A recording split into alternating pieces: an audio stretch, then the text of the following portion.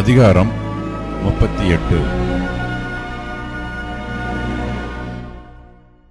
அப்பொழுது கர்த்தர் பெருங்காற்றிலிருந்து யோபுக்கு உத்தரவாக, அறிவில்லாத வார்த்தைகளினால் ஆலோசனையை அந்தகாரப்படுத்துகிற இவன் யார்? இப்போதும் புருஷனைப் போல் இடை கட்டிக்கொள். நான் உன்னை கேட்பேன், நீ எனக்கு உத்தரவு சொல்லு. நான் பூமியை அஸ்திவாரப்படுத்துகிற போது நீ எங்கே இருந்தாய்? நீ அறிவாளியானால் அதை அறிவி. அதற்கு அளவு குறித்தவர் யார்? அதன் மேல் நூல் போட்டவர் யார்? இதை நீ அறிந்திருந்தால் சொல்லு. அதன் ஆதாரங்கள் எதன் மேல் போடப்பட்டது? அதன் கோடிக்கல்லை வைத்தவர் யார்? அப்பொழுது விடியற்காலத்து நட்சத்திரங்கள் ஏகமாய் பாடி, தேவபுத்திரர் எல்லாரும் கம்பீரித்தார்களே. கற்பத்திலிருந்து உதிக்கிறது போல் சமுத்திரம் புரண்டு வந்தபோது அதை கதவுகளால் அடைத்தவர் யார்?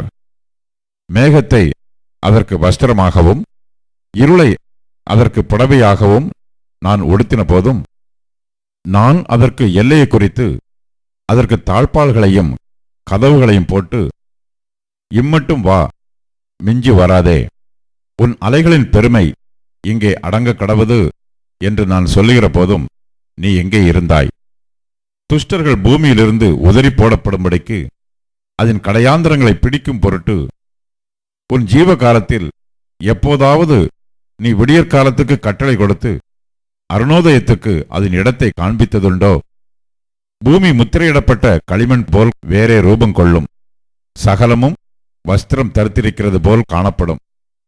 துன்மார்க்கரின் ஒளி அவர்களை விட்டு எடுபடும். மேட்டிமையான புயம் முறிக்கப்படும். நீ சமுத்திரத்தின் அடித்தளங்கள் மட்டும் புகுந்து ஆழத்தின் அடியில் உலாவினதுண்டோ? மரண வாசல்கள் உனக்கு திறந்ததுண்டோ? மரண இருளின் வாசல்களை நீ பார்த்ததுண்டோ? நீ பூமியின் விசாலங்களை ஆராய்ந்து அறிந்ததுண்டோ? இவைகளையெல்லாம் நீ அறிந்திருந்தால் சொல்லு. வெளிச்சம் வாசமாயிருக்கும் இடத்துக்கு வழி எங்கே? இருள் குடிகொண்டிருக்கும் ஸ்தானம் எங்கே? அதன் எல்லை என்னதென்று உனக்கு தெரியுமோ? அதன் வீட்டுக்குப் போகிற பாதையை அறிந்திருக்கிறாயோ? நீ அதை அறியும்படி அப்போது பிறந்திருந்தாயோ? உன் நாட்களின் தொகை அவ்வளவு பெரிதோ? உறைந்த மலையின் பண்டசாலைகளுக்குள் நீ பிரவேசித்தாயோ? கல்மலை இருக்கிற பண்டசாலைகளை பார்த்தாயோ? ஆபத்து வருங்காலத்திலும் கலகமும் யுத்தமும் வருங்காலத்திலும் பிரயோகிக்கும்படி நான் அவைகளை வைத்திருக்கிறேன். வெளிச்சம் பரவப்படுகிறதற்கும் கீழ்காற்று பூமியின் மேல் வீசுகிறதற்குமான வழி எங்கே?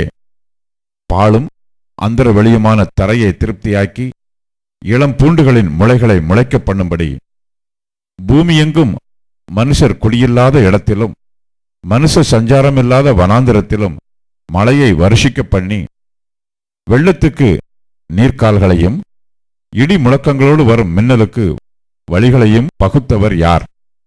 மழைக்கு ஒரு தகப்பனுண்டோ? பனித்துளிகளை ஜனிப்பித்தவர் யார்? உறைந்த தண்ணீர் யாருடைய வயிற்றிலிருந்து புறப்படுகிறது?